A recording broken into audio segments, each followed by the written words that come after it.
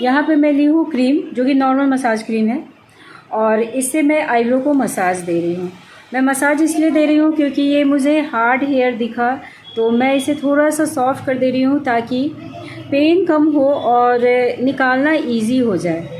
और आज की वीडियो में मैं बताने वाली हूँ आप लोग को कि कैसे हेयर को धागे में फंसाते हैं ताकि धागा से जो हेयर फिसल जाता है या नहीं पकड़ाता है। मुझे कमेंट मिला था कि आप लोग को प्रॉब्लम होती है कि धागे में हेयर नहीं आता है, फिसल जाता है। ये सब कुछ मैं आज बताने वाली हूँ आज के वीडियो में, तो वीडियो को लगातार देखिएगा ताकि आप लोग का जो प्रॉब्लम है वो प्रॉब्लम सॉल्व हो पाए। तो यहाँ पे देखिए, मैं जैसे कि हमेशा बनाती हूँ राइट आईब्रो सबसे पहले मैं बना रही हूँ। राइट आईब्रो में ऊपर का शेप कर रही हूँ, इस तरीके से धागे को मैं पकड़ी हूँ। देखिए किस तरह से मैं धागे को टाइट की हूँ। अब धागे को ऐसे टाइट रखेंगे ना तो आप लोग को प्रॉब्लम नहीं होगी, धागा नहीं फिसलेगा और हेयर अच्छे से ग्रिप में आएगा। देखिए इस तरीके से धागे को ऐसे रखना है और ये हाथ जो लेफ्ट हैंड है मैं ऐसे दबा रही हूँ और ऐसे मैं स्ट्रेच करी हूँ। देखिए अब क्या प्रॉब्लम आ रहा है कि ये स्ट्रेच जो करी हूँ तो ये देखिए स्किन कितना लूज है। ऐसा जब होना तो आपको पहले स्ट्रेच करवाना होगा। जनरली क्या होता है कि नीचे का थ्रेड करते समय, नीचे का शेप करते समय स्ट्रेच करना होता है, बट जब ऐसा स्किन हो तो आपको ऊपर का भी बनाने के लिए आपको स्ट्रेच करना होगा। तो इस तरीके से मैं फिर से आपको बता रही हूँ कि ऐसे रखना है, धागा ऐसे करना है, इस तरह से खींच के रखना है और इस तरीके से यहाँ पे धागे को रखना है और ये लेफ्ट हैंड को इस तरह से प्रेस करना है और ये देखिए ऐसे निकल गया। इस तरह से क्या होगा कि आपका धागा नहीं फिसलेगा, हेयर जो है धागे में अच्छे से आ जाएगा। तो मैं वही कर रही हूँ, फिर से वही शेप कर रही हूँ, इस तरीके से पकड़ी हूँ और ये। और अब मैं क्या थोड़ा सा आप लोगों को समझाने के लिए थोड़ा स्लो में कर रही थी। अब क्या मैं फास्ट में ऐसे ऐसे यहाँ पे शेप कर ली। इतना शेप हो गया। शेप करने के बाद मैं फिर से आगे बढ़ी हूँ, इसी तरह से धागे को रखना है। अब ध्यान दीजिएगा ये धागा, इस धागे को मैं शेप में रखती हूँ। सबसे पहले मैं इस गांठ को शेप में रखती हूँ और इस गांठ से ऐसे धीरे धीरे धीरे धीरे आगे और उसके बाद इस। अब फिर से देखिएगा कि मैं कैसे कर रही हूँ। इस गांठ को ऐसे मैं लेके गई शेप में, ठीक है, और ये जो बीच में स्पेस आया जो लूप है उस लूप के बीच में ये हेयर फंसा और इसके बाद क्या ये वाले धागे को मैं ऐसे रखी और ये निकाल दी। तो इस तरीके से क्या हुआ कि ये जो हेयर है वो ग्रिप में आ गया। जो प्रॉब्लम है आप लोग का कि धागा नहीं फंसता है, फिसल जाता है, ये नहीं फिसलेगा। देखिए ये पकड़ में आ गया। तो इस तरीके से आपको करना है। दूसरा चीज़ है, धागे को इधर से खींचे रहेंगे और इधर से, दोनों एकदम टाइट रहेगा। कौन सा धागा? ये नीचे वाला धागा ऐसे टाइट रहेगा, ऊपर वाला नहीं। ये ऊपर वाला केवल आप इसको फैलाने के लिए यूज़ करेंगे, नीचे वाला टाइट रहेगा।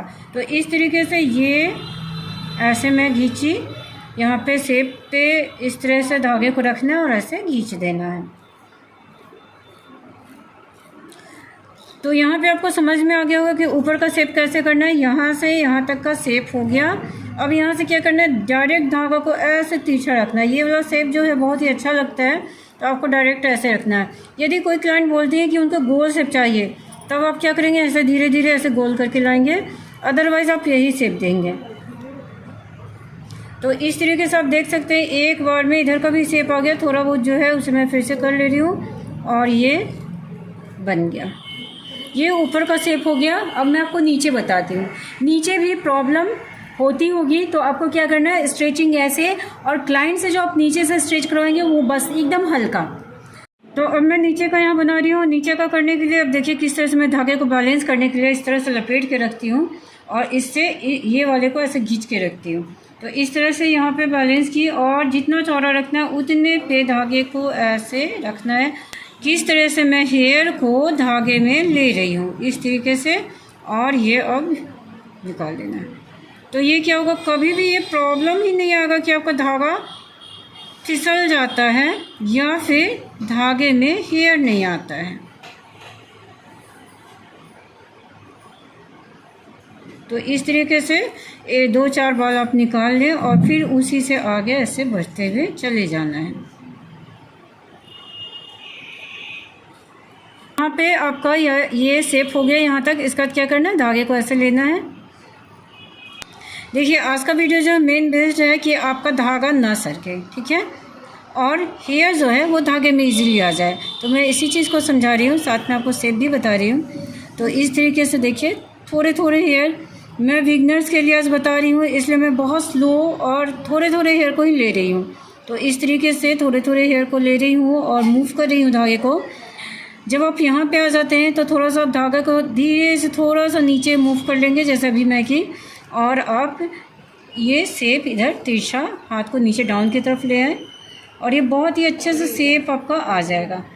तो इस तरीके से आप बनाएंगे तो आपका आईब्रो का शेप अच्छा आएगा और जो प्रॉब्लम होती है कि हेयर नहीं आता धागा में, वो तो नहीं होगा। तो चलिए, ये बन गया राइट आईब्रो। कि राइट आईब्रो बन गया है। मैं लेफ़्ट आईब्रो बनाने जा रही हूँ। लेफ़्ट आईब्रो में भी मैं आप लोग को वही सब कुछ समझाऊंगी। तो यहाँ पे मैं पहले बीच का शेप थोड़ा सा कर ली हूँ और ये ऊपर का शेप करने के लिए धागा उसी तरह से खींच के रखना है, दोनों तरफ से खींच के रखिए, ठीक है। खींच के रखना है, बट स्किन पे बैठाना नहीं है दबा के, स्किन पे हल्का ही दबाना। और देखिए किस तरह से ये हेयर आता है ऊपर के शेप में। देखिए बहुत लोग को ऊपर का शेप में प्रॉब्लम आता है कि ऊपर के शेप में ये आपका एक जो है धागा मेरा, ये जो नीचे वाला धागा है, अब देखिए फिर से ये जो धागा वो नीचे की गया हेयर के नीचे, और ये जो है धागा ये हेयर के ऊपर, और मैं इसे धीरे से रखी और इसे मैं खींच रही हूँ।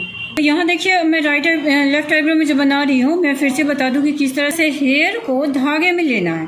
तो हेयर इस तरह से मैं पकड़ी हूँ। देखिए मैं यहाँ भी इसको ये बैलेंस करने के लिए इस तरीके से पकड़ी हूँ, ताकि ये ना घस के नहीं, हिले नहीं, स्लिप नहीं करे, फिसले नहीं, जो आप लोग बोलते हैं।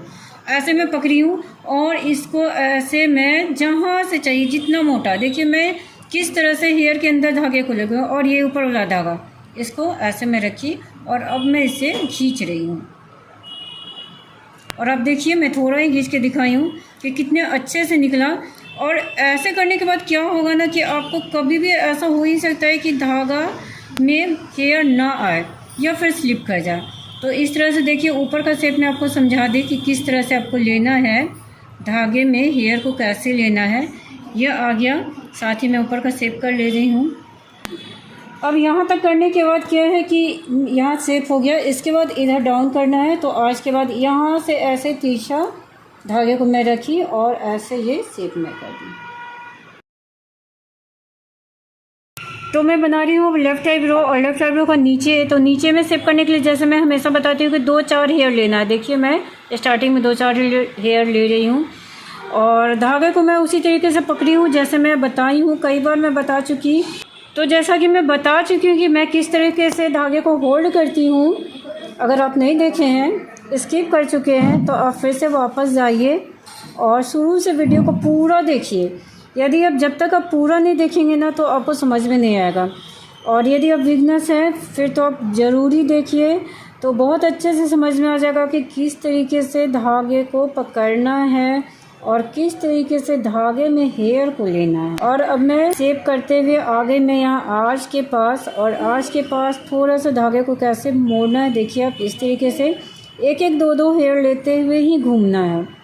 तो इस तरीके से मैं यहाँ शेप कर ली और इसके बाद डायरेक्ट ऐसे तिरछा नीचे की तरफ, और ये हो गया शेप। और जो एक्स्ट्रा हेयर है उसे आप ऐसे निकाल लें। तो ये है आज के आईब्रो का फाइनल लुक। तो आज का वीडियो आप लोग को कैसा लगा, क्या क्या सीखने को मिला, ये मुझे कमेंट करके बताइएगा। और फर्स्ट टाइम मेरे चैनल पे तो चैनल को सब्सक्राइब भी कर लीजिएगा। Thank you.